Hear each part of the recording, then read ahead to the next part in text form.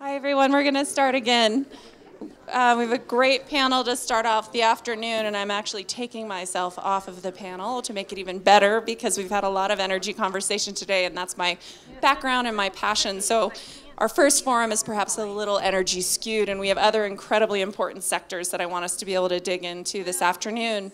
And we have a fantastic moderator, Harry Griffith, who I introduced earlier, and so I'll turn it over to him immediately as we are a bit behind schedule. Thanks, everybody, for being here in the afternoon, though. Okay, so it looks like we've got some good traction here. I see, a lot of seats still filled. If you fall asleep, I won't sort of point you out, but do keep your eyes open. So I'm going to be a very light moderator, but I do want to pose a broad set of questions for the panelists and maybe tease people a little bit before they start to talk about what they're doing. And that is, I want to think about this from the standpoint of local tools, local opportunities that we in the community can take to improve our resilience. So this is sort of a halfway house between, generically the last panel was sort of almost like a global investment perspective or a national investment perspective. I'd like to bring it a little bit down closer to home, to the Wood River Valley or Blaine County or whatever you want to call us.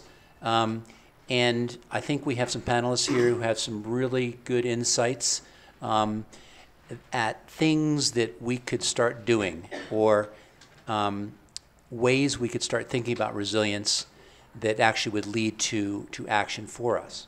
So for our first speaker, Ken White, who's with the Post-Carbon Institute, one of the things I'd like him to try to address for us is we've heard an awful lot about energy. We all love energy. I'm an energy guy.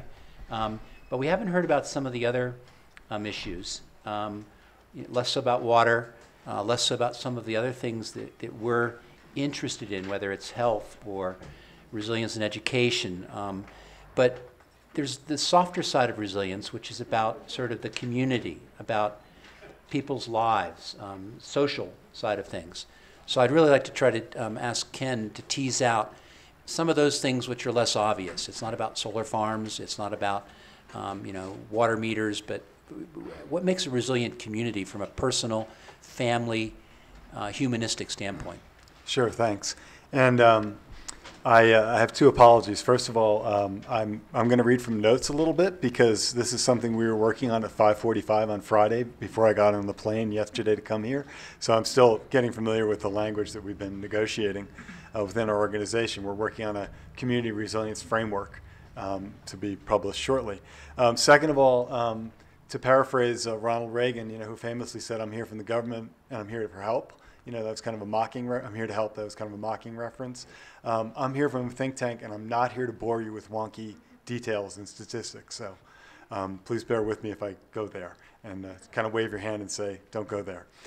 About Post-Carbon Institute, just to situate this work, we're a think tank.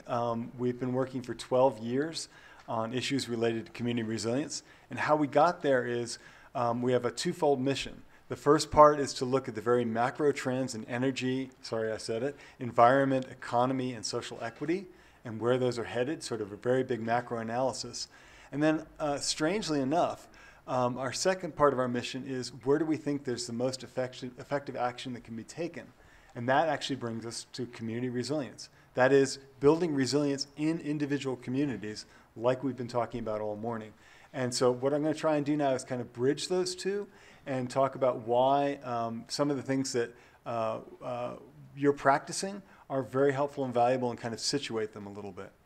So we have 30 fellows who help us with our work. We do research. We've been doing field mapping. We've been doing a lot of interviews with folks, both thought leaders and practitioners, to help us develop this community resilience framework. We have products like, I brought these along, so I figured I'd use them as visuals. Community resilience guides, the first one on local investing, written by Michael Schumann, and also on community food and community energy.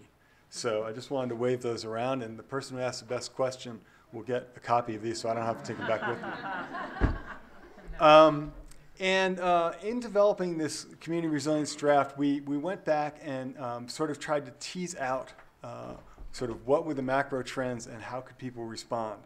And one of the first things that comes out of that is a community is the place where we can both experience and respond meaningfully to these large global forces, these large macro forces, right? So we can feel the impact. Oh, sorry, if you could just flip ahead, sorry. So we can feel the impact of our actions at the local level, and that gives us a sense of efficacy and a sense of the ability to actually have some impact both in our community and at the national and global level. So that's why that's on the one end of the scale. On the other end of the scale is what you were just alluding to, which is the sort of personal and family resilience, which is of course incredibly important because it's a building block of the larger sense of resilience. But it's in community that these things actually begin to come together. And the reason why is that we humans are profoundly social and relational. We get together all the time in meetings like this, right? This is what we do as human beings. We are born into relationships and we evolve in community. And we grow in community and we develop in community. We live in community. So the scale for us that seems to be the most relevant for both the ability to sense and feel the impact and also what we have as a species evolved to do is at the community level. And in terms of resilience, the next slide, please. One of the things that comes up in this is that what we think of as community resilience is not inherently new. These are things that our grandparents or great-grandparents probably tried to tell us about. These are things that indigenous communities have practiced for millennia of living together in place-based communities. These are things that oppressed and marginalized communities have practiced because they've had to.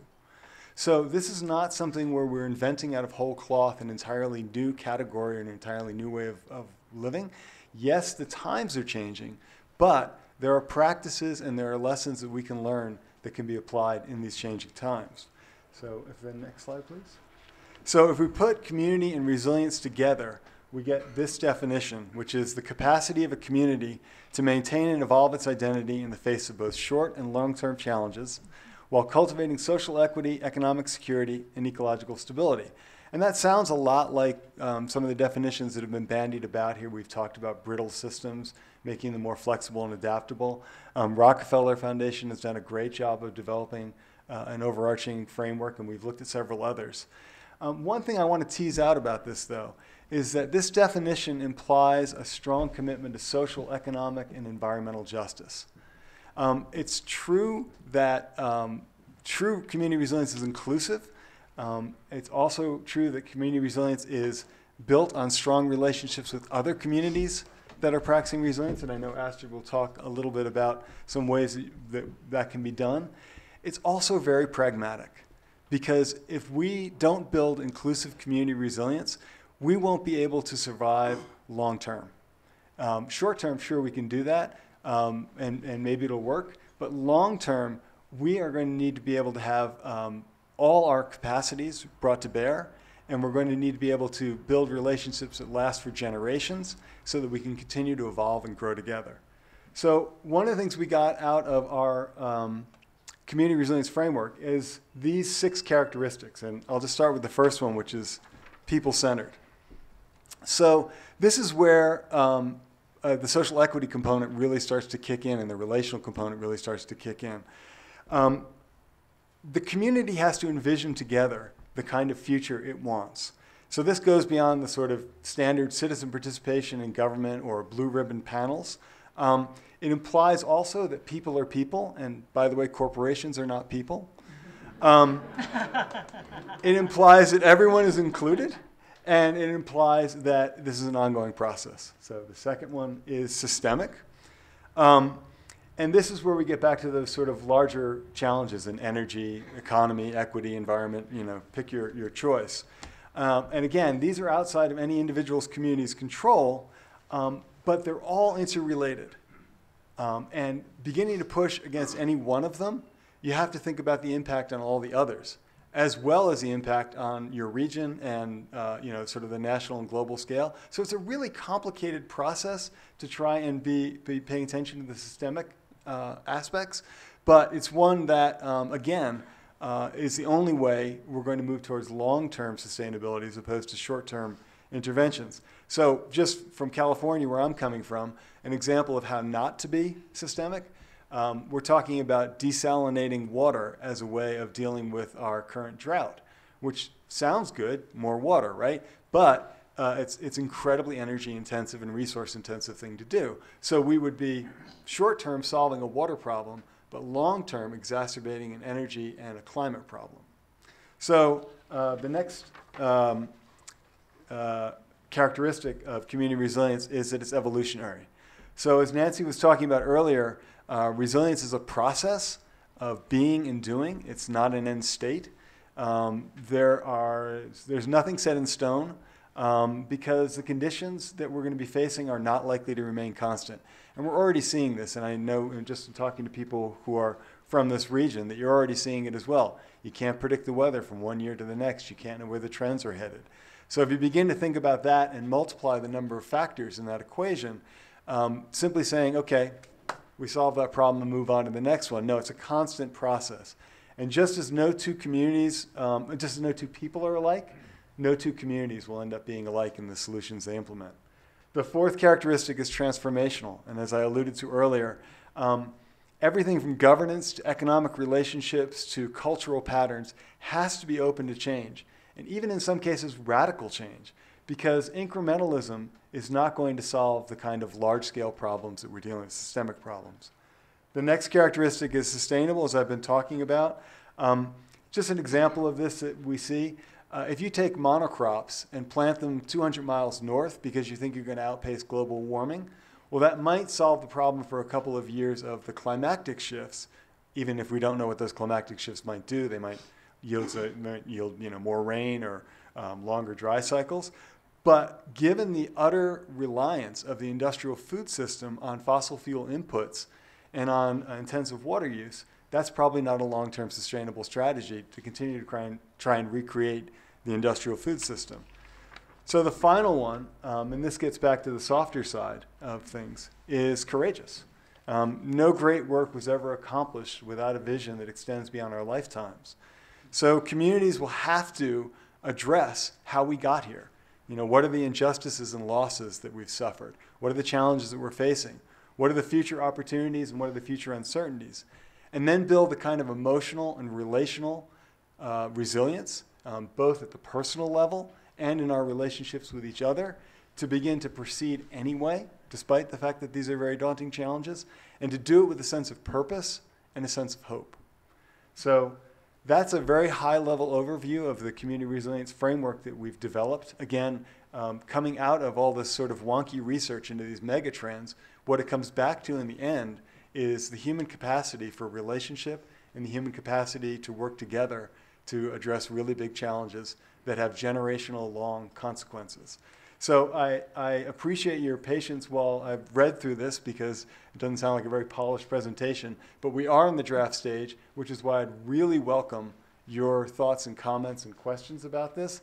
In case we don't get to connect in person, that's my email up there. I really do invite you to visit our site, resilience.org. There's a wealth of resources there. We get 1.5 million annual visitors, and we'd love to have you be the 1.5 million 0001 next person to come and visit our site. So thanks very much. Great, thank you, Ken. So our next speaker is Astrid Schultz. And again, I think representing a relatively new organization that's sort of learning as they go and coming up with some innovative ways to connect communities and to create sort of knowledge networks or expert opportunities to ask questions or to get answers.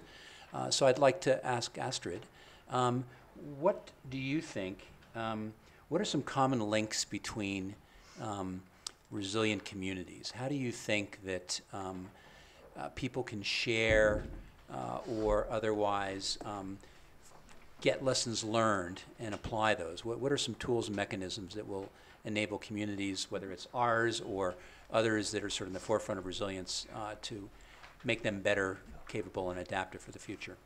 Great. Thanks, Harry. And it's great to be here and be part of this amazing community group that is coming together to figure this stuff out and grapple these really difficult challenges facing us in the 21st century right here where you live. By way of deconstructing that slightly mysterious remark about a relatively new organization, if by new you mean incorporated as of April 1st, yes, it's that new. I am a Gen X nonprofit executive turned tech entrepreneur. I left the organization I was running until last October, EcoTrust out of Portland, Oregon, to take an initiative that we had incubated there out into a now standalone for-profit social enterprise that, if we do it right, will disrupt the way we do social change. The business model of social change, in our opinion, needs disrupting, and I think Rosalie alluded to that a little bit in her remarks earlier, so we should talk a little bit more. But the upshot here is that when you look at an organization like EcoTrust, and I'll get to your question here in a minute. No, let me get there right away. So what you were asking, how are communities similar, right? We're similar in that we all need the same things, right? Food, energy, water, shelter, reliable finance. Hello, Greece. My home country of Germany is doing terrible things to the Greek people right now. We all have the same needs. How we meet those needs differs by where we live, right? By what we have available in terms of natural, social, and economic capital. So there are what's the same among communities is that we all have the same needs, and the systems that provide us with the things we need to live well in the 21st century have become incredibly vulnerable, brittle, call it what you will. We need strategies for literally survival, right? And so there are organizations like EcoTrust or Sun Valley Institute all over the world. You're not alone. But what is odd, given some of the mega trends in the 21st century, given that we heard about the power of capital, I want to talk a little bit about the power of technology. What is odd is that I can go to my iPhone, I can go to the App Store, I can download, the 15th release of some silly game involving Angry Birds or whatever. But there's nowhere I can go as a practitioner working on resilience solutions and download, access, easily digest, repurpose, remix for my community and my challenges what somebody somewhere else is already working on. This is silly. And if I'd met Mark Zuckerberg at the airport this morning, I would have tackled him, But instead, what we said is, well, okay, Silicon Valley isn't going to solve this for us, so it might as well be us. And that is my personal, all those characteristics resonate on a personal level. Courageously and with purpose and hope, I'm reinventing myself as a tech entrepreneur because we see that opportunity and this grave need to make the life of organizations like yours easier by essentially making it easy and rewarding to discover, share, and remix solutions from anywhere in the world. So take something like what EcoTrust has been working on with school lunches. So over the last 5 or 6 years, we've worked really hard trying to get local produce into the local lunch supply, school lunches. Why? Because institutional buyers of food are one of the biggest economic movers of the food system. And if you're trying to relocalize and regionalize your food system, you have to work with the institutional buyers and make it easy for them to buy from local growers. Great. So we figured it out and worked on all different levels with new modeling tools, economic analysis, a lot of policy work, and EcoTrust is an organization that doesn't like to do a lot of lobbying, but here we were lobbying in Salem, and lo and behold, we got some money appropriated by the state legislature, and just the other day, more money was designated to this purpose, and now we're beginning to see chug-a-lug, starting from one school, branching out to the whole school district, to now the state. We're beginning to get traction with a new solution of how you get local produce into the food of school children, into the mouth of school children, and generate this nice kick-on effect with employment and whatnot. So now, in my old position, I would now be beating my chest saying, look at EcoTrust, look how great we are. Yes, to all that. But more importantly, what do we now do with that practical knowledge? How do we share it? Well, how do we make it available so somebody else can find it? And maybe if they, want to give us attribution and rewards for it, maybe even license the model, all the better. That infrastructure doesn't exist, and that's why we're building it. And I have hope that in not very long, There will be great solutions in food, energy, water, and all the other systems you're making interventions in that we can serve up on the resilience exchange, the sort of global hive mind of practical solutions that will help us survive the 21st century. And I encourage you, of course, to partner with us in any way that makes sense so that we can make available to you on a mobile app coming soon, these great solutions that might benefit your planning and your work right here in this community.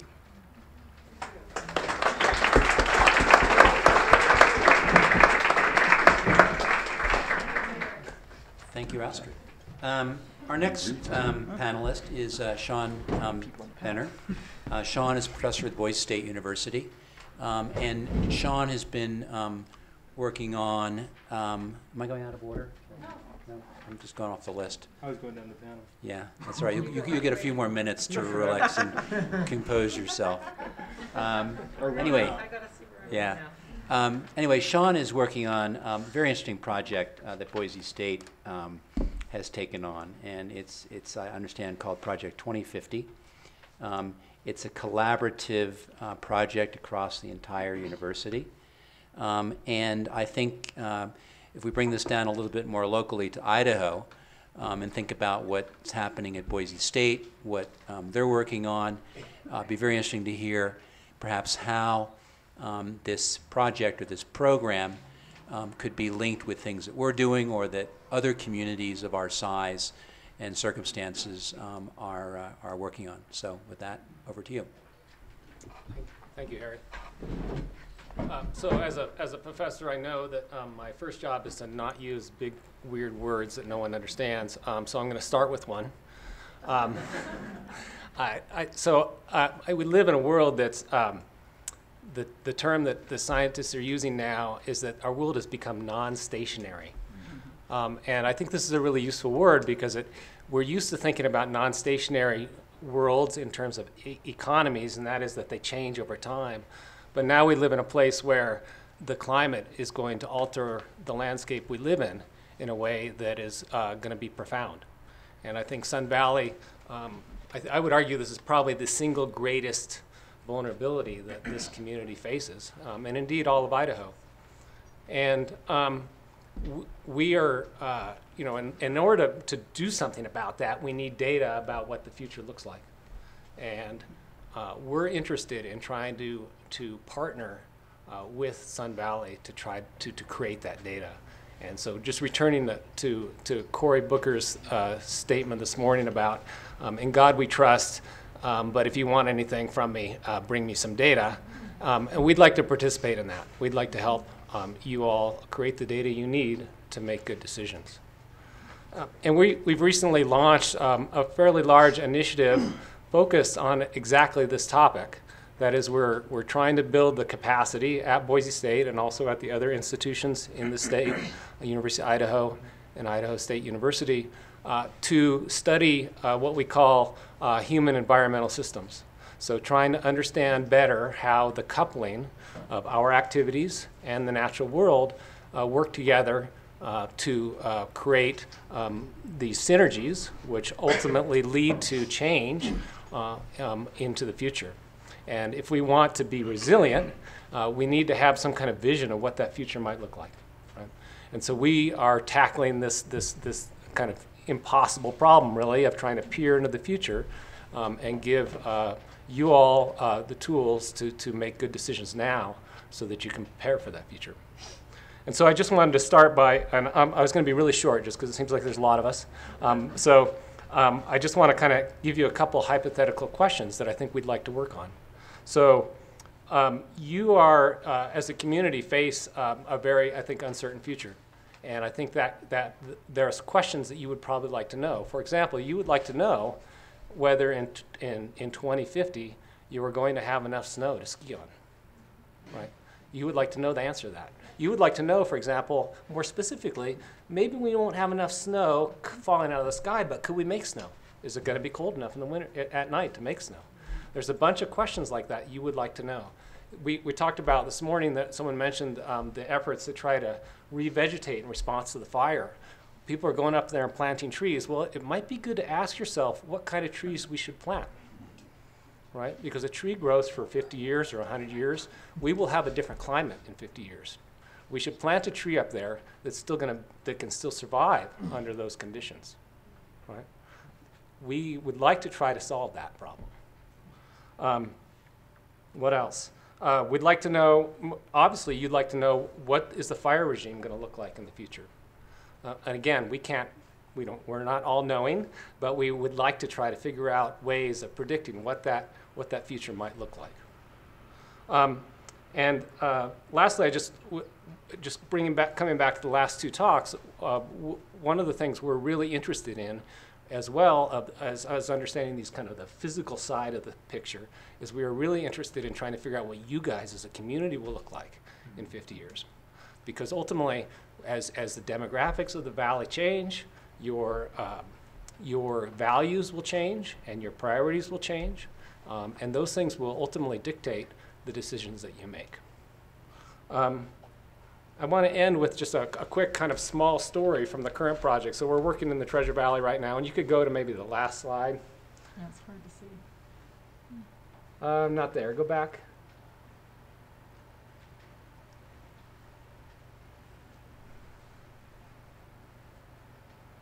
So we're working on a project, a couple of faculty are working on this project in the Oahe Mountains. The one with the eagle picture on it. There, stop there. A picture, they're working in the Oahe Mountains on trying to help solve a problem. So there's this problem there where you have eagles nesting in the cliffs in the Oahes, which are sort of the foothills to the south of the Treasure Valley. And those eagles are being disrupted by lots of recreational activity, in particular off-road vehicle use. And normally you would imagine that as a biologist, we would go out there and we'd be, studying the eagles and pissed off at the off-road vehicle riders because they were disrupting our eagles. But we've taken a very different approach. And so these two faculty, Julie Heath and Katie Demps, have actually engaged the community out there and are studying the eagles with the help of the off-road vehicle users. And they've actually go out there. It's really funny. We have videos of our ponytailed graduate student going out and having these conversations with the off-road vehicle riders, and then convincing them to put tracking devices on their motorcycles, and then keeping track of where they go and seeing where that disrupts the eagles. It turns out, that the eagles aren't bothered by the motorcycles.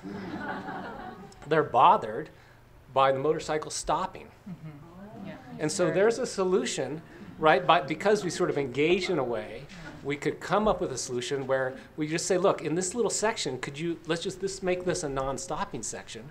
We can solve the problem without disrupting their recreation, and we make the life better for the eagles. So we're very interested in trying to find solutions to problems where you integrate the people with the biophysical science side of the story. So I'll stop there. Great. Thank you, Sean. Great story there on that one. We're going to dive down a little bit more locally now. Carol's going to be Can I switch seats with you so I can see the? Thank you. up next. Our next panelist is Carol Brown. She's with the Sawtooth Forest. And for those of you that aren't familiar with the area, we are surrounded by lots of forest. I think you saw my slide earlier with the little sliver of where our towns are. You can go hundreds of miles in all directions and find nothing else. So Idaho, but in particular this area, I think in particular, are really important components of our interaction with people like the BLM, National Forest Service, and others is really critical. So understanding how the forest side of things in the federal government can help us think about resilience, I think is a great lesson and very germane, given our recreational assets and our community's desires and activities. So turn it over to Carol and ask her to talk a little bit about some of the things that the Forest Service is working on. Thank you very much. And Sean, you had a perfect lead-in for mine. So you really set it up nicely. Thank you. So I am Carol Brown. I'm with the Sawtooth National Forest. Moved here 35 years ago to be a ski bum. Surprisingly, I'm still here and still hoping to ski So I have a vested interest in what I'm about to discuss. So I'm going to talk about some work the Forest Service is doing on climate change, specifically the vulnerability and adaptation planning. I have my little tagline there, you know, when water flows and snow falls and fire matters, we better start paying attention. Now let's see if I can do this. Did it work? All right, so the first thing you want to do for vulnerability and adaptation planning is what's called the downscaled climate change model. Because we can talk about Western-wide, hotter, drier, maybe hotter, wetter, but there's some principles you want to dig down and get down to the local area.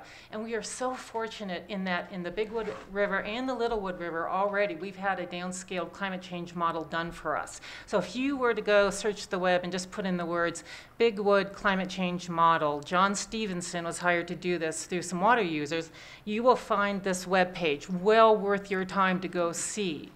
And what he explains all the science behind the modeling, but his model and the same with the Littlewood model that the University of Washington did for us show kind of the same thing.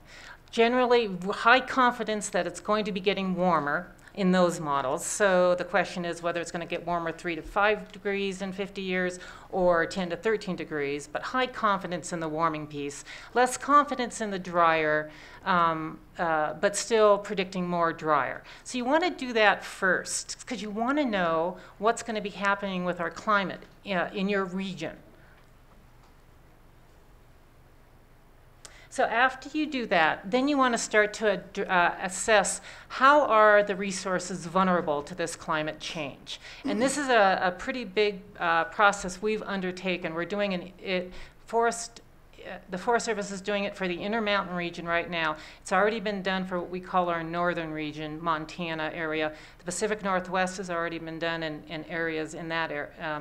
So we're actually like number 4 coming along, getting it done here. Oh, so 2 pieces to it, and I'll talk about each of these specifically. Vulnerability assessments first, adaptation comes second. So the vulnerability assessment is done by the scientists. This is very much a science piece. This is the literature research. What do we know? What do our GIS facts tell us about where the streams are? All these things that are going on. Our scientists have to take a hard look at all sorts of natural resources from wildlife, the forested veg, the non-forested veg, which we call sagebrush grass. We look at all those things and we evaluate each of those, the fuels, and we say, now knowing what our climate may change, how is each of these resources vulnerable and affected? Some cases not affected at all, some cases greatly affected. So we want to tease out which of these resources is going to be most affected and start to look at that. Once they've done that, and they will actually produce a peer-reviewed document that explains all of this, the second piece then is we go and we say, okay, now that we know that our lodgepole pine forests are already, they're already fire adapted and they're susceptible to fire, but if we increase drying and it's warmer and less wet, here's what we can expect to see in our lodgepole pine forests, for example. Where's our persistent snow layer going to be? If you're a wolverine and you need persistent snow layers to den in March, where are you in the spring? Where are you going to find that to put your den? If you're a backcountry skier, you're going to be going up higher maybe to find that persistent snow layer come spring. Is the snow going to come later and leave earlier? Are we going to see more rain on snow events? And so what we do is we look at all of these things and we ask ourselves, how are we going to adapt to this change, now knowing this? So I'm going to run through some very simple examples just to give you a sense of how this works. So the vulnerability, so we're going to talk about, let's pretend our model showed us and our vulnerability assessment showed us we had higher peak flows in the fall and winter than we previously had. So we know our strategy is our infrastructure, we need to start accommodating that because in the past we didn't have those kind of flows. So a very simple tactic, we look at our culverts, we look at our roads, and we start to say, are these the right sized culverts? Do we need to put bigger culverts in to accommodate the flow? Do we need to pull the road out because now what didn't used to be a floodplain is a floodplain? And my campgrounds, of course, we care about those. Another example is fisheries. Again, very simple example. We know we have a wonderful cold trout fisheries here. We love our fishing here. It's great. And if you get out, I hope you can, go fish. But higher temperatures kill fish, a lot of cold water fish. We just know that. So we know, real simple, we need to restore and maintain some of our streams. Obviously, the tactic in this case is going to be, we're going to be out planting, restoring those streams. What's important, though, is that we go and restore them in the right places. So we want to figure out where the strongholds are for that fish, and that's where we want to go put our energies. Okay, one last example here, vegetation. We all have seen a lot of wildfire in the past decade here in this valley. We're seeing our fires start earlier. They go later in the season, and when I was a young firefighter in 1980, the kind of fire behavior I saw and the size of fires I saw were completely different than what I see now at the end of my career. 50,000 acres was a huge fire back in the day. Those are pretty routine now. So we know we have wildfire. We got to figure out how we're going to make our forest around the urban interface more resilient. Pretty straightforward. Our tactic, you know, we're thinning the stands around houses. You know, we're trying to look at manage the forest to be more resilient itself. It's not just people that are resilient, it's the forest as well. And if you manage your resources to be resilient, that ties right into the community. The two are intertwined. The old joke, if a tree falls in the forest and no one hears it, kind of, if we don't care about our resources, if the resources didn't affect us, it wouldn't matter what they did. But they affect us greatly, and we all know that. So, so we need to actually start planning for a variable climate. We need to start incorporating that into, if you're a city or a county, you should be asking this question right alongside the Forest Service and the BLM. How do I need to think with this ordinance about, will climate change affect something? You can make good decisions with uncertainty. You don't have to sit back and wait for everything to be perfect. For example, I said we don't know from the models whether it's in the next 50 years whether we're going to get warmer by 5 degrees, we're going to get warmer by 13 degrees. We're getting warmer. We know that. We need to start planning now. We're having these conversations already in the Forest Service. Should we be thinking about developing recreation resources up at a higher elevation? Are we going to start seeing more people come up higher and try to get into our backcountry than ever before because it's cooler up here? They already do now to a certain extent. So some key concepts about adaptation. You want to think about, can we do something that makes it more resilient, the resource more resilient? That's one way to do it. Can we allow it to transition to something else then that is desirable and resilient? Or can we find a way to just maintain? But a lot of our resources, we're expecting transition, not because we're doing anything. It's going to happen. So I mentioned we're undertaking a vulnerability assessment right now. It started a few months ago. We actually have one of the scientists that's on that team in the audience. Karen, raise your hand, Karen Dante, because if anybody wants to talk to her afterwards, it's good to have the hard science right there. And so the scientists who are working on that, they're going to compile a peer-reviewed literature piece and publish it for this greater region. We're a sub-region of what's being done, but the Wood River Valley is part of it.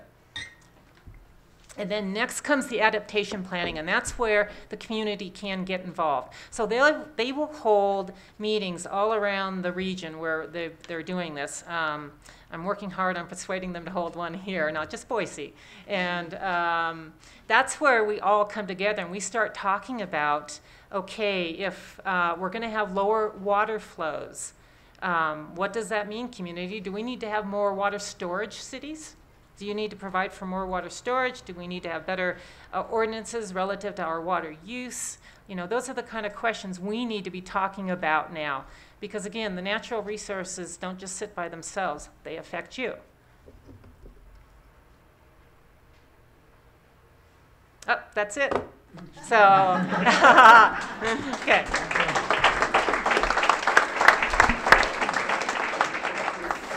Thank you, Carol. It's a marvelous science. There's really some great thinking going on in Boise and the local institutions. And for those of you that want to corner Carol offline, I'm sure she'll run a Monte Carlo simulation for the first powder day next year.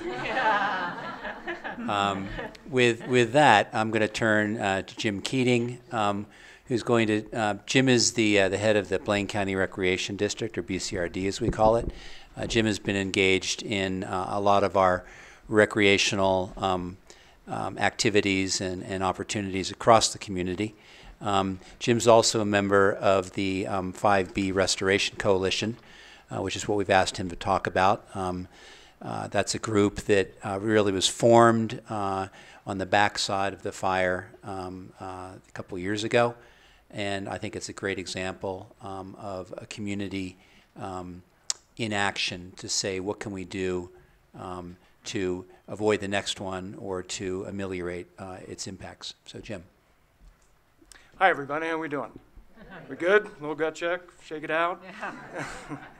Yeah. Yes, my name is Jim Keating. I'm the Executive Director of the Blaine County Recreation District, and we have the honor here locally to be connected to Carol and the Forest and the BLM and Mark at Trout Unlimited as we work to provide recreational amenities really throughout the valley, both in the cities and then this amazing resources we have outside the cities. I want to talk a little bit about the Restoration Coalition as kind of one of those strategies that has emerged since this huge event, which was the Beaver Creek Fire. But first, I'd like to start with a video.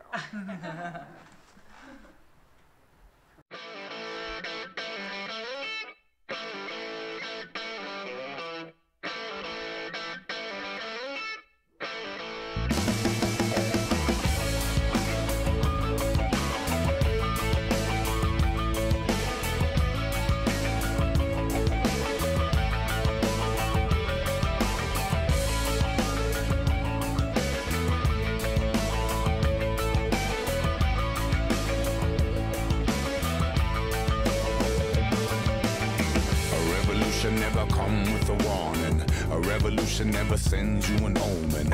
A revolution just arrive like the morning. Ring the alarm, we come to wake up the snoring. They're telling you to never worry about the future. They're telling you to never worry about the torture. They're telling you that you will never see the horror. Spend it all today and we will build you tomorrow. 3-piece suits and bank accounts in Bahamas. Wall Street crime will never send you to the slammer. Tell all the children in the arms of the mamas. The F-15 is a homicide bomber. TV commercial for a pop-up pill culture. Drug companies circling like a vulture. Amaraki babies with the G.I. Joe father. 10 years from now, is anybody gonna bother your fire?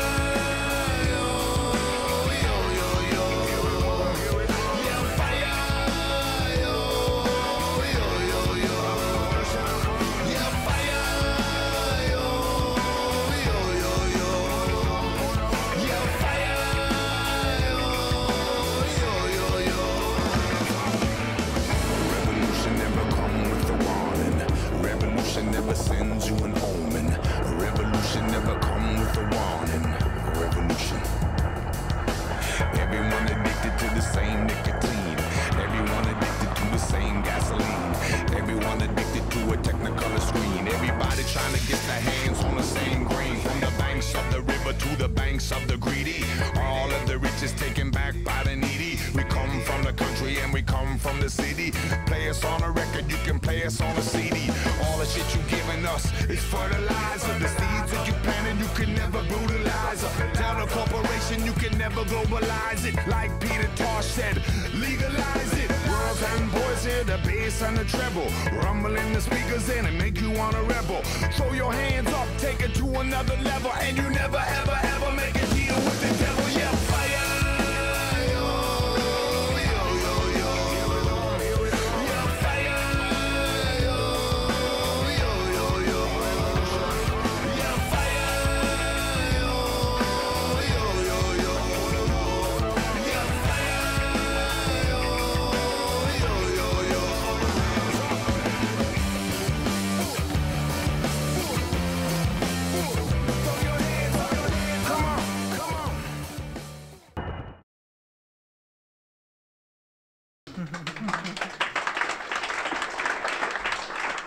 So big thanks to the Forest for sharing that video. The reason I thought that might be interesting for everyone to take a look at again is because it's been about a couple years, since that fire happened, and it was an incredible event in the lives of the people that lived here, in the habitat clearly around it, and our visitors.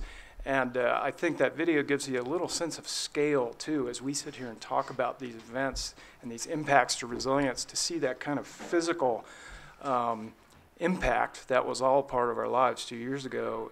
It's important to be kind of reminded of that impact. And just to talk a little bit more about what really happened during that fire. Do you have that first slide up? Mm-hmm. So this first slide shows the fire impacted area. You see that big Pac-Man shape coming to eat Ketchum? That's the fire. That's the Beaver Creek fire. But inside the mouth of the Pac-Man is actually the last fire, the Castle Rock fire. And as Carol mentioned, over 50,000 acres burned used to be a pretty darn big fire. This was 112,000 acres burned, which is really, really significant. The overall impact was felt by all of us, I think. And you also saw over $21.5 million worth of direct fire suppression costs in that whole effort, which gives you another sense of scale over and across the board. So looking at this next slide, you just get a better sense of what really happened on the ground. You saw some of those images from before, but the impacts were really diverse. In my business, we're working on trails and recreational experiences for the community, but all of these things really blended in this fire. You had total impacts to habitat, from the watersheds to the vegetation to the wildlife to the fisheries, and also obviously the infrastructure of trails and roads, which often enable our access as members of the community to get into these environments and enjoy these environments. But it was really a total impact across the board. Since that $21.5 million was spent to suppress the fire, over $3 million have been spent in both the BLM and the National Forest to kind of catch up and restore some of what was there before, and hopefully restore it better. But there's a ways to go. There's probably at least $1.1 to $1.5 million of estimated costs. It's estimated by the Forest and the BLM in terms of getting back to really where we were and trying to get back better in a more sustainable way. If you look at this next slide, it kind of puts it into that recreational framework a little bit. Now you're overlaying the fire impacted area on where we walk, where we hike, where we take motorbikes, where we engage in recreation. And the whole area to the west of these communities in the Wood River Valley was impacted massively, not just in terms of literally being burned or impacted in that fashion, but also because of the access to those areas. And Harry and I actually worked on a trail count study 2 or 3 years ago before the fire. And we actually developed a model that tried to assess how many people are actually visiting out there. And we saw over 300,000 visits before the fire to the area that you're looking at in terms of visits on trails and on roads from a recreational standpoint. And we believe that this fire impacted over 100,000 of those visits. And when you think about that impact just purely from an economic standpoint, it's significant. If you think about the indirect impacts beyond that, the damage becomes even greater, but the need for resilience becomes more important as we look to the future. So the 5B Restoration Coalition was actually formed by many different partners. First, to try to get a handle on, oh man, what do we got? And how can the community actually help the forest and the BLM? And that's a bit of a new concept, right? It's also a new concept, I think, for our friends in the federal government. But I think it's something I know I, as one of those members of the coalition, am very proud of. It's messy.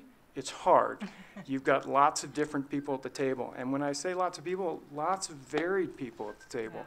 From conservation organizations to recreation organizations to public organizations, and obviously to different federal entities that are all trying to help manage these environments.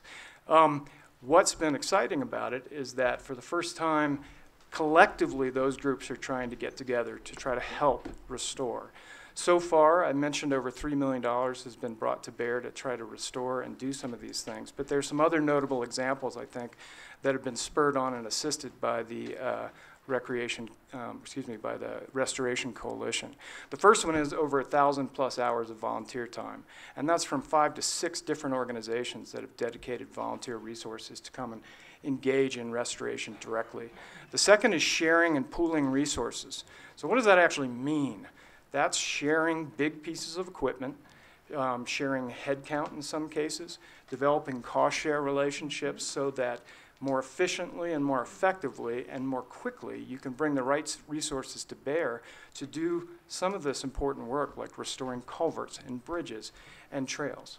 And in addition to that, there's been a good amount of financial support from this community, which has been a huge, huge boon, I think, to the overall effort and will be important going forward. An example of that is the National Forest Foundation, which has helped to collaborate the whole Restoration Coalition, has just put a match together of over $100,000 in which it's inviting the community to match to directly aid some of these efforts going forward. So as we look forward, that's the big question. To me, the big challenge is that you've got a community coalition that's come together and is all trying to do everything they can to drive resilience and restoration in the short run. And I think our big challenge is going to be, how do we hold it together? How do we actually keep the urgency going right now? Because it did happen a couple years ago, and yet the impacts are still there and the gaps are still there. And so finally, in doing some of that restoration, keeping the urgency, how do we actually create more of a long-term shift to developing this coalition into one that helps us assist these federal and private land managers to really hold on to this incredible resource that is so much a part of our community in the future so that we can, in fact, respond quicker, faster, better the next time one of these disasters happens. So thank you very much.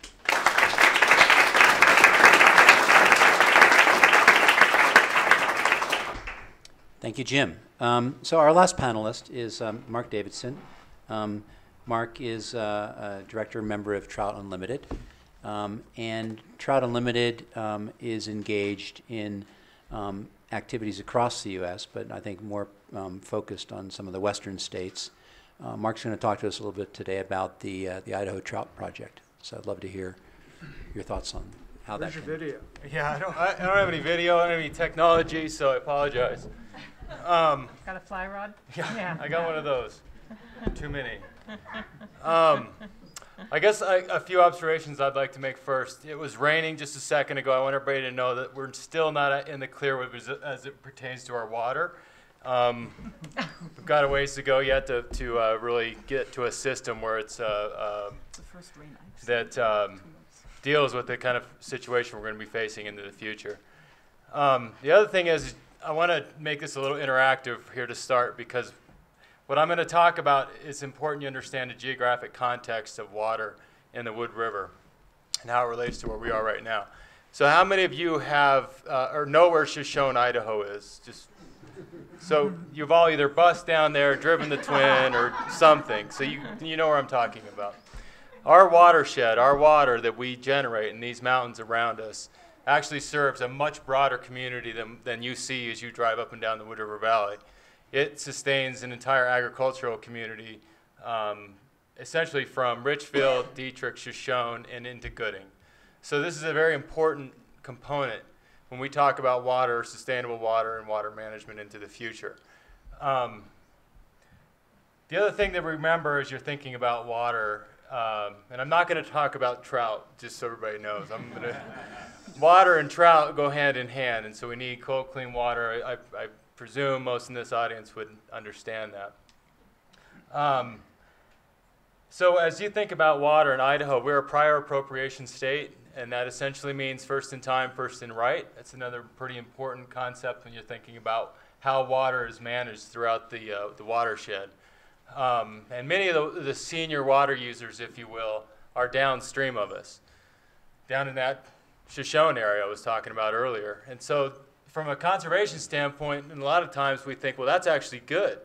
They're moving water downstream, which in essence can help us from an in-stream perspective. But when you put it in the context of a growing community and the kind of community we have here in the Wood River Valley, that can start to create tension, especially in times of scarcity, which we've been seeing a lot of in recent years. And so, anyway, I'll come back to that here in a second. The other thing to remember is water is appropriated for a beneficial use. And beneficial use in the state of Idaho does not mean protection of fisheries, the river itself, in-stream purposes. Beneficial use means that water is diverted or pumped out of the ground to grow crops, for your lawn, for example. These are all things that take priority over our rivers themselves. So that creates another bit of difficulty for us when we think about how we're trying to protect things from a conservation standpoint and how that relates back to kind of a community context of how we're trying to protect and preserve this watershed. And then as we think about our basin specifically, and I've worked here for quite some time now, and I've been coming up here my entire life and watching this place change over my 43 years now, which feels like a lot. I was having some kind of midlife crisis this weekend. I'm not sure why. One of the things you've noticed over the years is that this place has grown by quite some amount of people, and it's really kind of expanded. And so now you start to see this kind of brewing tension growing between the agricultural users who actually have rights to most of the water and those of us who live and rely on water either for our landscaping, our parks, our schools, all these kinds of things. And that's essentially what we're seeing happening right now over the last year to 2 years, and it's probably even longer than that for those of you who've been paying attention. Right now, what we have happening, the way that these changes in our water availability and our water supply are changing, is that we have a greater demand on that water, not only from a growth perspective, but also from an irrigation community from essentially Bellevue south, and what we call the Bellevue Triangle. And then if you go across the Peekaboo Hills and you look into that, essentially the desert, where you have Richfield, Dietrich, Shoshone, all these places. And smack dab in the middle of our watershed, we have a reservoir. And that reservoir also, the Magic Reservoir, also has a priority date. The date of Magic Reservoir, roughly 1906, predates all of the groundwater in this valley. And most people are using groundwater, either for drinking water or, again, for landscaping, growing things around their houses. And in some cases, that's what golf courses use. And in other cases, you have water that's stacked on top of each other. You have really junior water rights, really senior water rights, and groundwater. And they use these things at different times, especially if you're an agricultural water user. I'm only saying all these things to kind of paint the picture for you of solving a water issue is not just as simple as let's all reduce how much water we use in our house. While very important, it's much more expansive than that. And the way we think about water and the way we manage our water and the way we engage with water in our area has to consider the broader context of it and how we really create a framework that helps us manage that water better. The other piece of that is we have, Carol mentioned infrastructure on the forest. We have a terrible infrastructure, water management infrastructure. Some of you may have seen some of our water diversions we have along the Big Wood River. None of them, to my knowledge, and I've seen pretty much all of them, at least on the main stem Wood River, none of them are really that accurate as far as how they manage water. In many cases, you still have heavy equipment going in there and pushing the stream around to actually get water delivered. And that's legal. People can do that. That's nothing against their right. People chase their water all the time.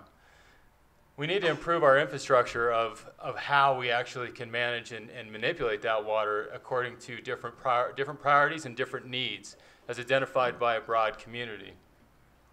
And I think the last thing I will just say about how we're trying to deal with water issues, there's been a small group of us, which actually has expanded by quite a bit the last few months, trying to come up with a framework solution with how we're actually going to deal with this situation.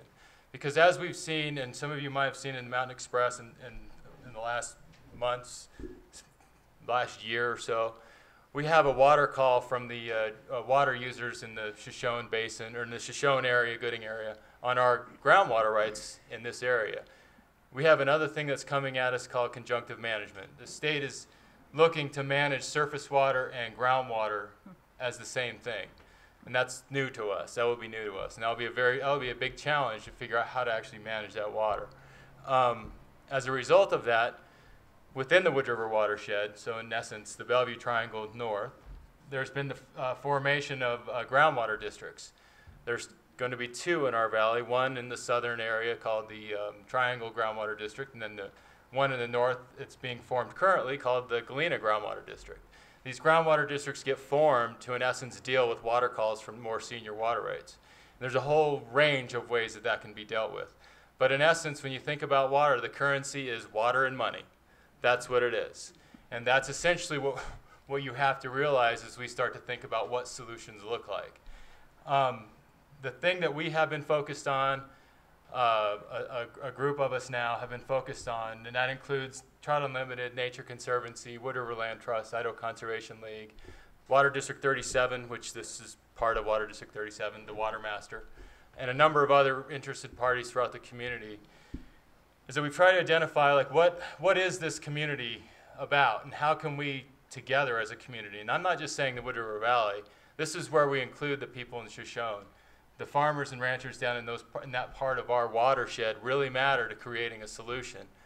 And the 3 things that we've in essence identified is what we I guess would call our core values, if for lack of a better way of saying it. I might just read them because I don't have them memorized yet. Ensuring sustainable water use for farming and ranching, preserving safe, clean drinking water to meet the needs of the Wood River watersheds. I should mention, we include Silver Creek and the Littlewood watershed as part of our big picture. And then the last is conserving riparian river habitat for fish and wildlife that rely on the Big Wood River, Silver Creek, Littlewood River, and their tributaries. So that's in essence our guiding framework for how we're trying to accomplish a solution. And the last thing I would say about how we're trying to deal with water is that, like many things, it comes down to people and relationships, and it's about trust. And if you can't find a way to build that trust with those people that you're trying to create a solution with, it becomes a big fight. If you look at what's happened on the Eastern Snake Plain down in the south of us, and the millions of dollars that have been spent. Sorry if you're an attorney in the room, but in essence, a ton of attorneys. Any water meeting I go to in the Snake River Plain, it's a bunch of guys in suits and me, and I don't wear a suit. And I can just hear the cashiers going as they're talking. We want to try and create a scenario in which we can avoid that and come at this from a solution, proactive approach that is built on some trust, that recognizes that we are all going to have to sacrifice something in order to get to a point of sustainability for our water use into the future. Thanks.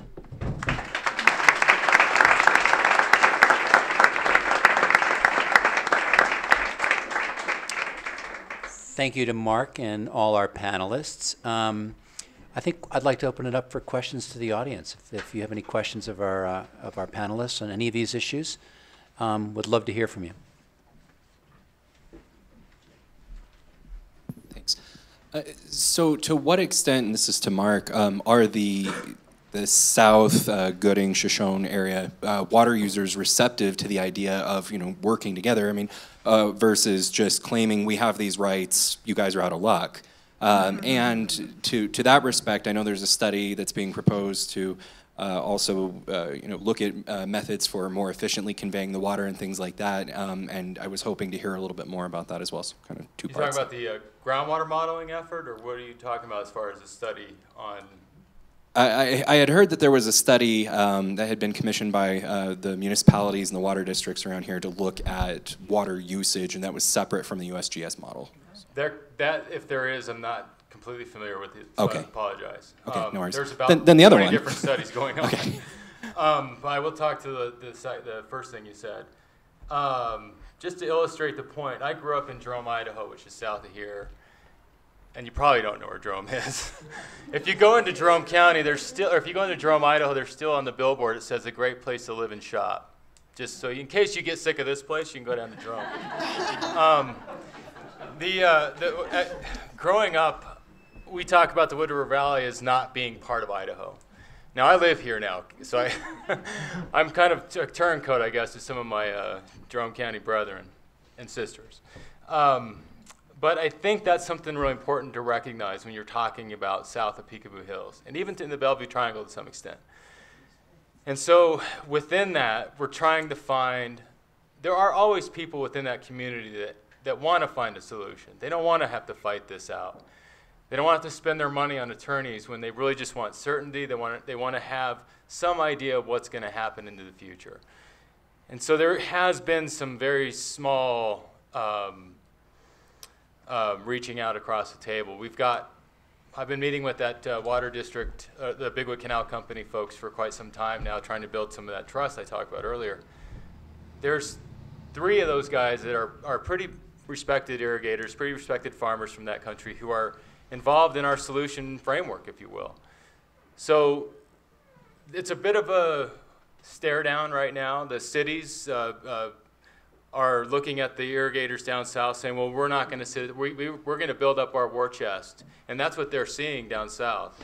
And so we're trying to stave that off as much as we can by working within the cities and working with the ag community to try to bring those pieces to the table. So it's slow and we're getting traction, but I would say it's just as difficult with the municipalities in our valley as it is with the irrigators down south. That's one of our big challenges. So I have a question follow-up for Mark. So considering our state legislature is primarily run by ag people, and to what extent, you're working locally, you can say this is local, I mean, you're working from Jerome on up, or you're from Jerome, which is great, but what do we do at a state level? And because this is a huge problem that, I mean, our state legislature is run by ag. Yeah. Ag gets the water. Yeah. And until Jerry Brown finally did something in California that, you know, it went against probably his sensibilities in terms of saying to agriculture, you actually have to conserve some water here. You know, to that extent, how are we going to manage this at a state level? And can we learn anything from what California has done? I would say California is actually learning from us, to be honest. California does not have a system like we have in Idaho. Believe it or not, we actually have a pretty good water. Our state has largely been adjudicated. California has not. That's a pretty big deal, which always surprised me the first time I learned that, because I always think California is being so far ahead of everybody. With water, they're so far behind us all. So there's one thing that we've got in our favor. We've got at least some kind of framework. As far as changing the state dynamics, I'm the eternal optimist, so takes it with a grain of salt. I believe very firmly that we can get a community together to actually be our voice, to actually get the state to listen. And it's going to be because we've got the right relationships with the state water board. And through that, we can then influence how that water board sets policies for the Department of Water Resources.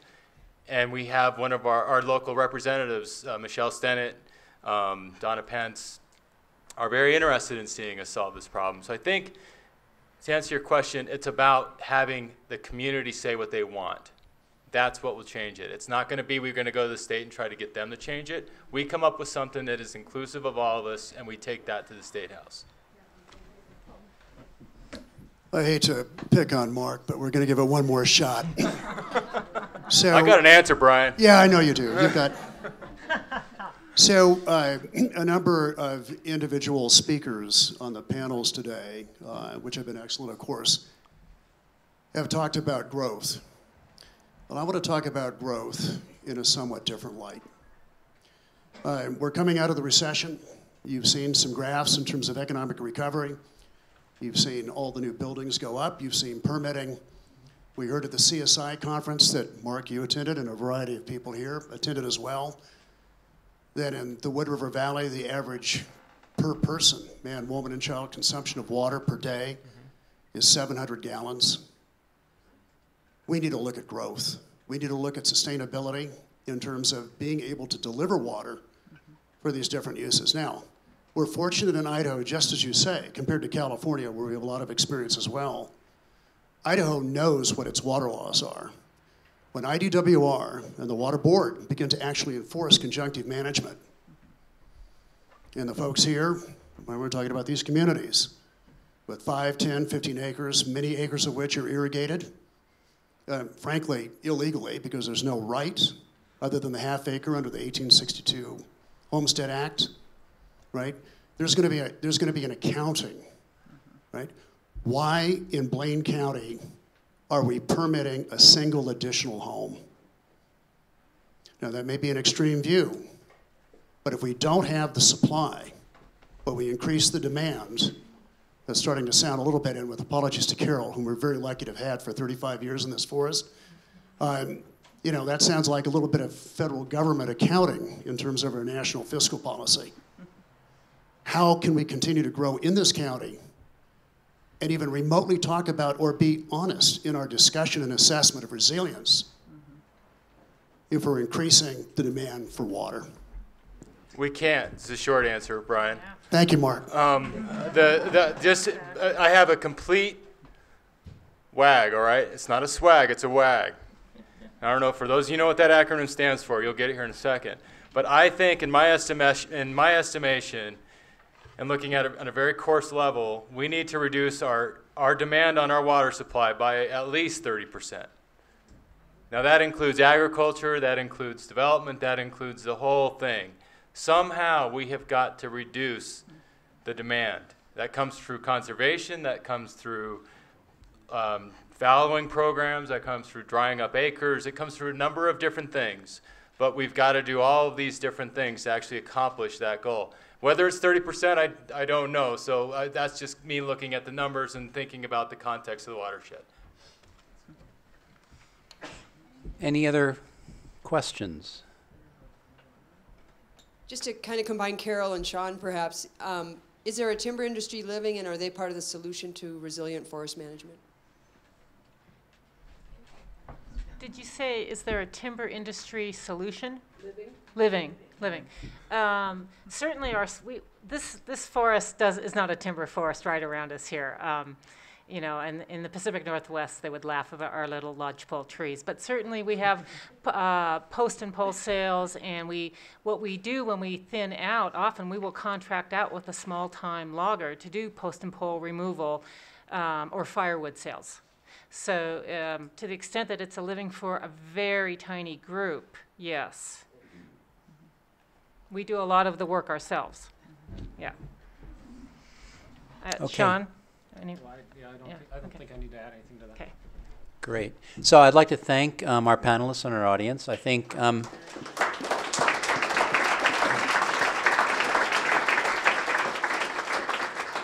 what I take away from this is that there is this interaction between sort of the science and action, which is really what SVIR is going to try to do, to try to create some bridges from good science to solid, sustainable, in maybe some cases, pilot actions we can take, whether it's on food or water or energy. And that's where I think we're all going to need to roll up our sleeves and try to make something happen. So thank you very much for your attention. Thanks, Harry. I was just going to say one last piece about the Institute and what we're working to do is when you do have threats to our water system, how else can those farmers who may have to give up some of the water use, we're talking about a 1/3 reduction, how else can they make income? Well, a great way to make income is with solar. And if we don't have the rules in this state that allow those farmers to make money off of solar, they don't have alternatives. So we have to think it as a system. So it's not how do we, just reduce the water use in a vacuum, but how are those people going to transition in a way that does allow us for that sustainability that you were talking about, Brian, and that's what we're working to do by bringing these folks together. And I love the combination of the national expertise and perspective with our local realities. So thank you very much, you guys, for being here.